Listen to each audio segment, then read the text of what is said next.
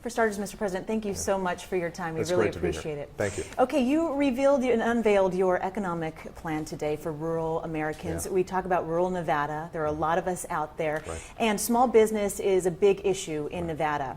I talked to some ranchers and farmers in Gardnerville yesterday after reviewing this report, and their concern is more government money coming in, perhaps more federal regulations. They want to know, are there strings attached? No, actually, the great thing about what we're seeing is progress in rural America is based primarily on the fact that we've drastically increased exports to other countries. And one of my main missions has been to go out there and open up markets that have been closed to outstanding American agricultural products. Commodity prices are pretty strong. All those things we want to continue to build on. The Small Business Initiative really says at a local level, the SBA partners with private industry to come up with an investment pool that can go into small businesses. Taxpayers, this doesn't cost them anything because usually these investments end up making money. But it gives the opportunity for small businesses to get access to financing at favorable rates that they normally wouldn't have gotten, and that's going to be able to create jobs in rural communities. So we're really pleased about the progress we've made. I promised that we were going to do this last summer at a rural summit in Iowa, and we set a goal, and we've actually already exceeded that goal. We're looking at another $2 billion over the next 5 years of investment in rural America. Okay, let's talk about interest rates now. All-time low, averaging 3.67% for a 30-year fixed mortgage. Right.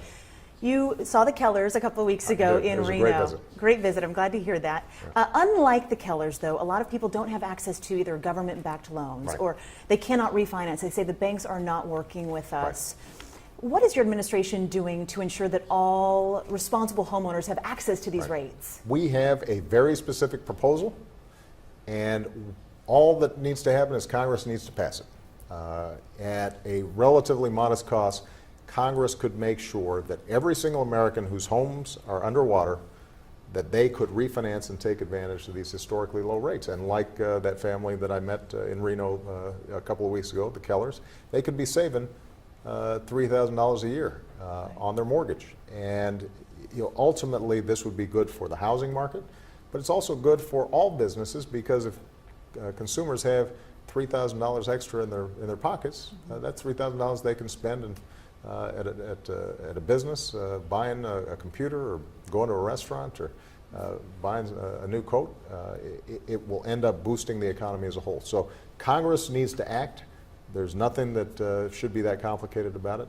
Unfortunately, these days they haven't been getting as much done as we'd like to see. We're running out of time. Yeah. You grew much support from the young voters in Nevada and also voters who cited the economy as their top concern in 2008. If you fast forward 4 years, half of our college graduates, the new grads, are coming into the work world either underemployed or unemployed. Right.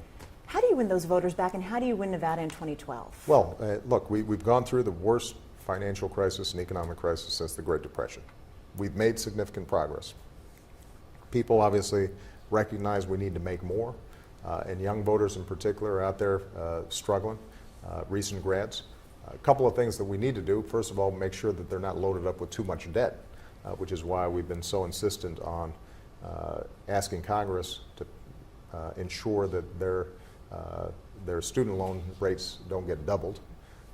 And we've got to continue to expand more opportunities like the ones we're talking about in rural Nevada so that there are more jobs created and these young people have more opportunity. But we're making steady progress, and ultimately the election is going to be a choice between a vision that says we're all in this together and we're making investments in the future on things like student loans or refinancing, and a vision that says everybody's looking out for themselves. And the American people and the people in Nevada, I think, are going to make the right decision. Quickly, who is going to win the NBA final?